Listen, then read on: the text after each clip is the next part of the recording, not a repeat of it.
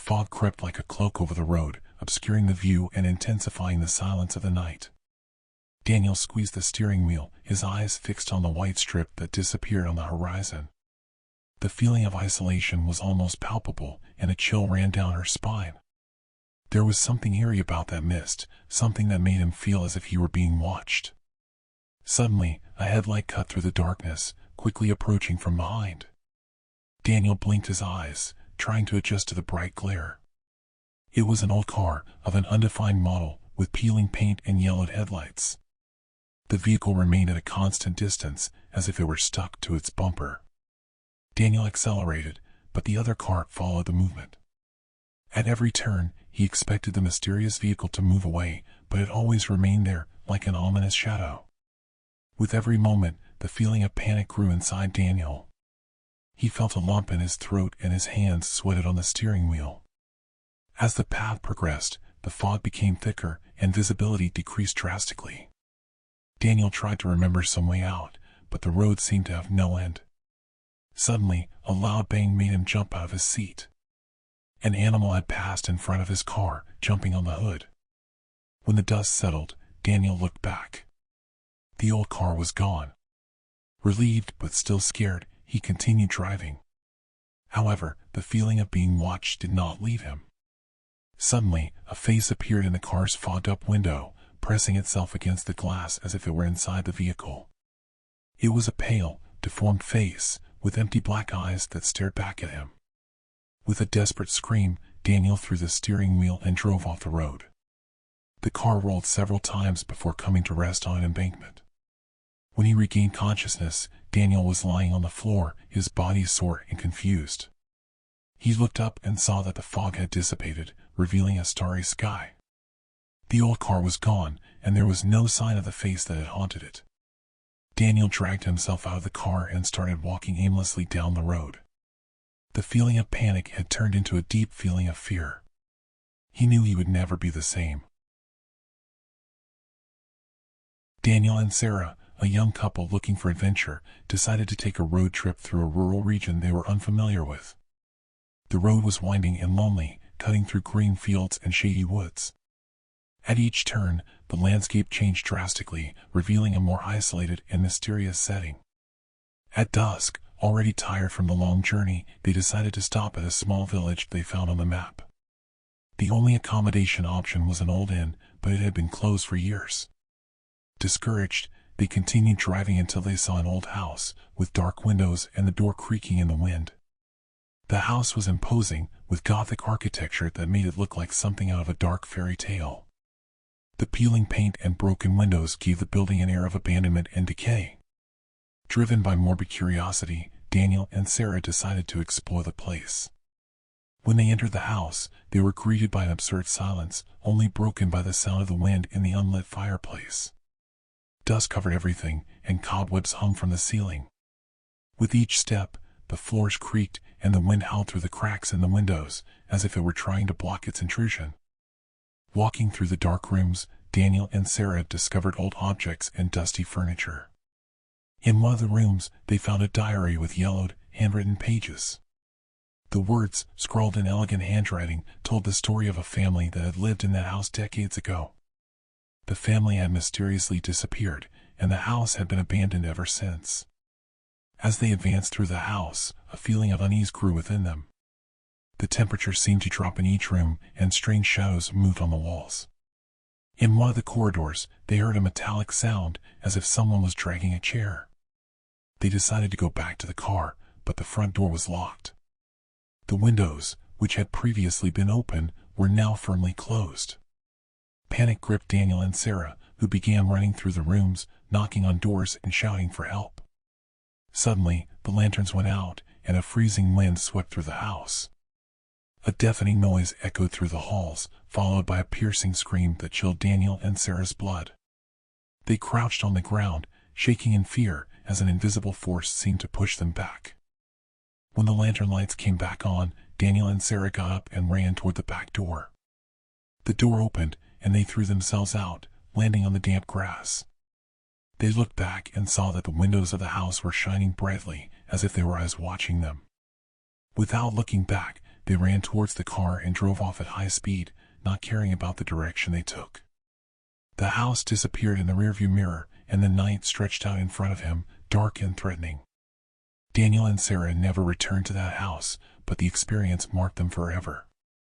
The memory of that night haunted them, and every time they closed their eyes, they could see the shining eyes of the house, fixed on their souls. The legend of the abandoned tunnel had echoed for decades in the small town of Willow Creek. They said that, in the depths of that dark and damp building, evil spirits lived and dragged into darkness those who dared to enter its bowels. Intrigued by the legend and looking for an adventure, a group of friends, Alex, Ben, Chris, and Emily, decided to explore the tunnel. Equipped with flashlights and cameras, they walked into the darkness. With each step a shiver ran down their spines. The tunnel was narrow and damp, the walls covered in moss and drops of water slowly running down. The air was heavy and filled with the smell of mold and damp earth. With every meter they advanced, the darkness intensified, and the sound of their own footsteps echoed off the walls, amplifying the feeling of isolation. As they went deeper into the tunnel, the walls began to bear strange inscriptions, symbols that seemed to have been carved a long time ago. The light from the lanterns flickered on the walls, revealing macabre and grotesque details. "Look at this," exclaimed Ben, pointing to a human figure outlined on the wall, with glowing eyes and an expression of agony. "It's just graffiti," Chris said, trying to sound braver than he felt. But the feeling that something was watching them was getting stronger and stronger. Shadows moved on the walls, and a cold wind blew through the cracks, carrying indistinct whispers with it.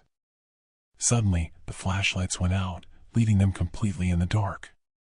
Panic set in among the group, and they began to scream and run towards the exit. But the tunnel seemed to have no end. The walls closed in around them, and the feeling of claustrophobia was unbearable. "I want to get out of here," Emily screamed, tears streaming down her face. "Calm down, let's find the exit," Alex said, trying to remain calm. But with each step, the feeling of despair increased. The silence was deafening, broken only by your own heartbeat. Suddenly, they heard a noise behind them, as if something was following them. Turning around quickly, they saw a dark figure approaching. The creature was tall and slender, with glowing eyes that seemed to burn in their sockets. Its arms were long and thin, and its sharp claws gleamed in the moonlight shining through a crack in the ceiling. With a scream of terror, the friends ran as fast as they could, tripping over rocks and freeing themselves from roots. The creature chased them, getting closer and closer. When they finally reached the tunnel entrance, daylight momentarily blinded them. With one last effort, they dragged themselves out, leaving the dark creature behind. Exhausted and traumatized, the friends walked away from the tunnel without looking back. The experience marked them forever, and they never forgot the night they faced the horrors that hid in the depths of that abandoned building. Thomas was a young writer looking for inspiration. Tired of the routine of the big city, he decided to move to a small coastal village, where he rented an old house with a view of the sea. The house was full of charm, but there was something sinister about its cracked walls and dark hallways. Intrigued by local legends, Thomas discovered the existence of a secret passage that connected the house to an old abandoned fort nearby. The passage was mentioned on an old map he found in the attic, and the promise of unraveling a mystery fascinated him. Armed with a flashlight and a camera, Thomas decided to explore the passage. The entrance was narrow and damp, and the air was heavy and filled with the smell of mold and saltpeter. As he advanced, the passage became increasingly narrow and tortuous, and the darkness intensified. Suddenly, the flashlight went out, leaving Thomas completely in the dark. An intense chill ran down his spine, and he felt a shiver run through his body. He heard a distant noise, as if something was crawling along the walls.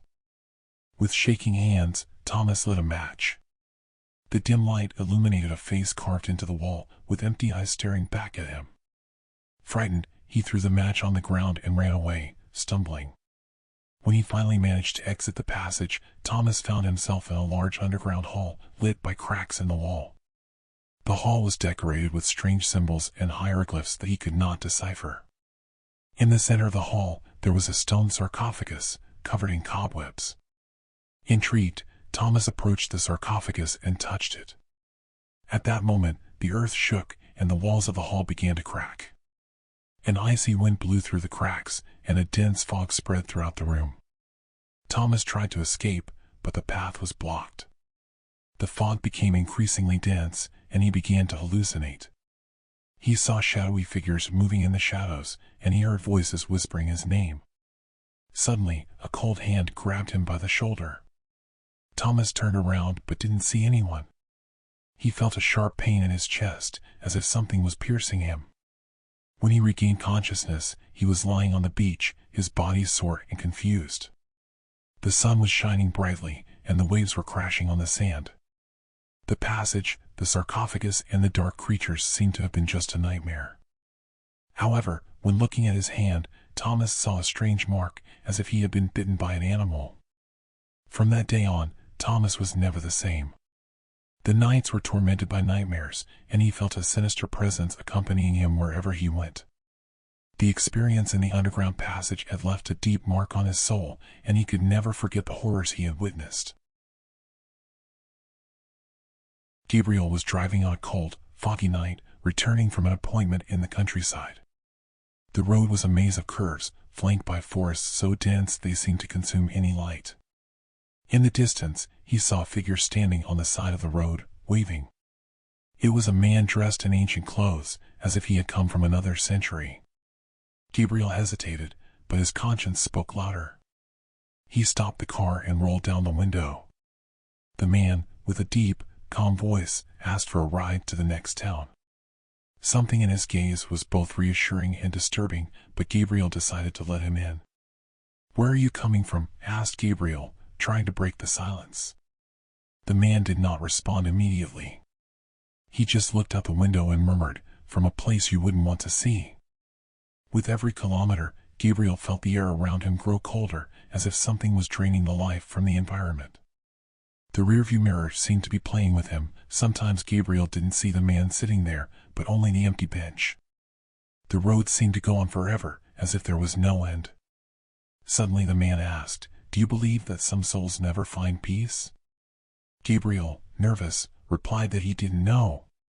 Before he could continue, the man pointed to something on the road. Gabriel looked and saw an old house, partially hidden by the fog. "This is where I stay," said the man.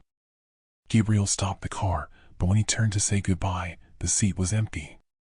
Not knowing if he had imagined everything, he got out of the car and walked to the house.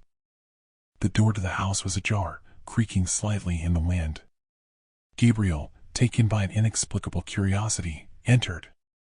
The interior was a mixture of darkness and dust, as if it had been abandoned for years. But on a table, there was a framed portrait. It was the man he had just given a ride to. And below the image, a date of death that went back more than 50 years. A sound echoed through the house, like slow footsteps descending a staircase. Gabriel felt his heart race and ran outside. When he reached his car, the road in front of him looked normal again, as if nothing had happened. But he never went down that road again without remembering the man's eyes in the rearview mirror. Do you believe in supernatural encounters, or is this all just coincidence? If you want to know more stories like this, subscribe to the channel and activate the bell. The next video may be even more disturbing.